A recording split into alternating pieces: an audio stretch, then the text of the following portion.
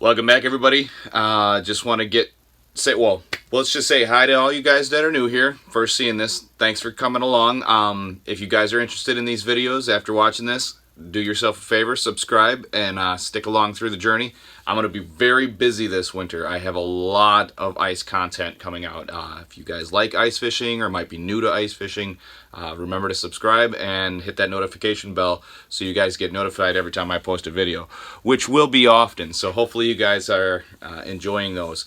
As of now, the fall transition is going on. I'm going to be fishing open water, and I will be doing a lot of ice prep and some how-to videos, and I do believe I have a few review videos I wanted to get done on some stuff that I wanted to let everybody in on as far as the information. So stay tuned, and hope you guys enjoy the video.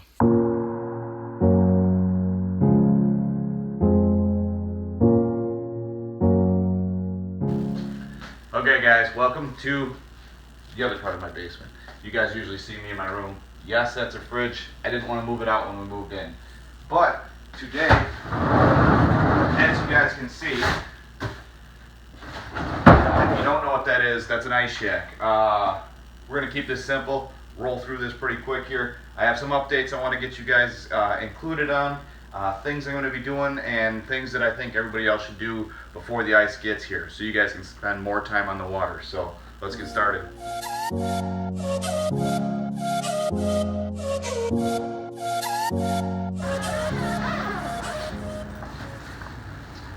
Alright guys, so this is my outer cabin. It's a nice thermal insulated ice house. I did do a video on this. I'm going to go a little bit of detail on everything I think everybody should get done before they get into the ice season. So if you guys want to check out the video on how to put a Hyfax kit on one of these, I will put that link up here for you guys. And yeah, let's get started. Okay, so one of the big reasons I did this was I wanted to see, here, I'll just sit right here. I wanted to see if I could set this up down here, one, so if you have the ability to set it up inside, you don't really have to worry about getting it done before the snow flies. Two, if you guys don't have a place and you guys keep it in your garage, your attic, or somewhere you store it, what you really want to do is go check on it right now for rodents, for mold, mildew, whatever. A big thing I'm going to do, you guys aren't going to watch it, is I'm going to fold it all up. I'm going to clean it very well. So before the season starts, every season I clean my ice shacks. I have multiple ones for different uses and stuff like that, but I clean them and then I waterproof them. A lot of them come waterproof, and a lot of them it doesn't matter. But if you run a heater inside and stuff like that, if you don't waterproof them, they tend to soak up a lot of water. The snow melts, it soaks into it, and then you end up with like 30 to 50 pounds heavier weight. So remember that. Waterproof your shelters if you can. If anything, waterproof the seams and around the zippers. Otherwise, I'm going to go back into my office so you guys can hear me a little bit better, and we'll go into detail on like the things that I feel like you guys should really focus on. Okay, so one major thing I want you guys to do is check out the zippers on your ice shacks. If you have an ice shack and it's got zippers on it, look into them. Check them out kind of like this. All right, what I was talking about now is this zipper on here works very well still, and I use and abuse my stuff. Now, the simplest way to look at that is that you need to use lubricant like a wax, or I know a lot of guys use Vaseline. One of the simple things, I actually have to go shopping. This video helped me remind myself to go get the stuff I need. I hope it helps you guys. So what I'll use on my seams and kind of a mist over the whole tent is, I believe it's called Camp Dry. It's just a simple like synthetic lubricant. There's a waterproofer. There's a bunch of different kinds out there. Everybody has their favorite kind. There are some really good kinds that are expensive, and there are some really cheap kinds that I just wouldn't recommend using a very cheap one, especially on a very expensive ice shelter that you own. So one of the ones that I like to use is just Camp Dry, and what I will do is I will actually put my hand behind the zipper with a, I don't have anything. Okay, so like a piece of paper towel behind the zipper, and I will spray the camp dry over the zipper as I'm zipping it shut, so it works it into there, and then I'll open and shut it a bunch of different times. So far, that's been pretty good at keeping my zippers from freezing shut. That usually happens in like climates where it gets cold and hot during the day, or you run like your heater all day and it's, you know, hot inside the tent but cold outside, so the zipper frosts over and then you get stuck inside, or you get stuck outside, like you go to check your tip ups or something like that and you get stuck outside. So that's a really big thing I recommend everybody pay attention to, is their zippers. The wax thing, from what I understand, works really good. I've never done it because it's kind of messy. So that's just one thing I want you guys to keep in mind. Okay, so one of the things I want you guys to think about first on your list of things to do, and you couldn't go ice fishing without it, basically. Well, you don't necessarily need that one. You can use a hand auger. I used one of those for years, drilled through hundreds of feet of ice, and I'm just over it. I use power auger now.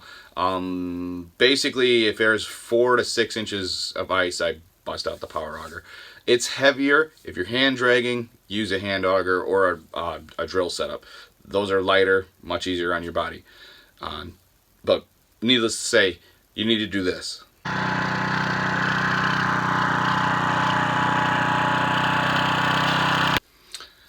So after you've started your auger, make sure you go over everything on it. Make sure when you hit the throttle, it throttles up, it doesn't bog down. You know, check your gas. Make sure you empty out any old gas. Mine's a 4-stroke, so I got to change the oil. So if you have a 4-stroke auger, change the oil.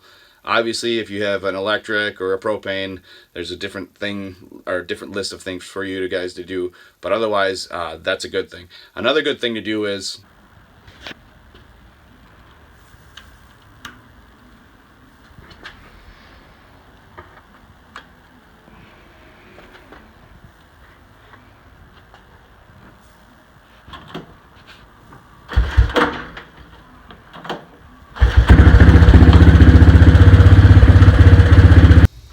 alright, so as you can see, it's very easy for me to start it. I think that was 2 or 3 pulls. It's a pull start Honda. It's like an 83, and it starts right up for me. The ability to do that at a, like on a whim, just walk out, start your equipment, is a, like, I feel like it's a necessity. A big thing a lot of people have a problem with, and I've run into it and I've helped a lot of people out on the ice, is their machines won't start because their carbs are dirty, or, you know, something's wrong, the battery's dead, they don't have a pull start or something like that. So the biggest thing I have to say is always go start your equipment. I know a lot of people will be walking, and that's fine. I'm going to actually make another separate video on things you can do to make your life easier as a walker, as far as like walking out on the ice, because I've done that for way too long. This is actually the first year I will ever have a machine other than my truck out on the ice, and I wanted a really light little machine for the aspect of like 4 to 6 inches of ice. I can get out on the ice, get out and travel, and not have to worry about my truck going through the ice anymore. That's a little bit nerve-wracking. I'm pretty sure I aged a few years with as much fishing I did on Bago, which, if I didn't already put a video up there, I will link one of those videos up top here for you guys. I did a lot of trips up there last year, so go ahead and check all those out. It was fun, and I'm looking forward to doing it again this year, and some new lakes, and, you know, getting a lot more travel under my belt. So, you know, stay tuned for those videos. Obviously, if you're not subscribed already, remember to subscribe. So, but one other thing. Okay, so the one more thing is, and I hope you guys can see this good enough, I'm using the light off of my phone at the moment. So I have a small little video of this, and if anybody wants some in-depth detail of what I did here, you can see I made it so that I have my connection right there. I have a pile of wire so I can run it to anywhere I want to, and this is just basically zip tied up underneath the framing of my bench seat.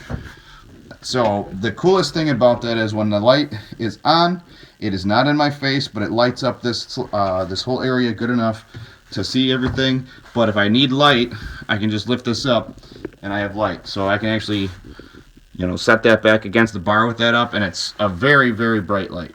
So, sorry about that. And then one other thing that I'm going to be doing is I got myself a little, they make these little cargo nets that go up and they attach to those sleds. That's something I'm going to be doing right now. I'm not going to do an in-depth detail video on it, but okay, so that was the biggest thing that I wanted to do, is kind of give you guys the little push to get out there and modify your stuff now before it's too late. So I've got like 3 or 4 things to finish up as far as modifications go and getting everything prepared for the season, and then I'll be set to go. And as soon as there's ice, I don't have to think about what I got to do. It's already done.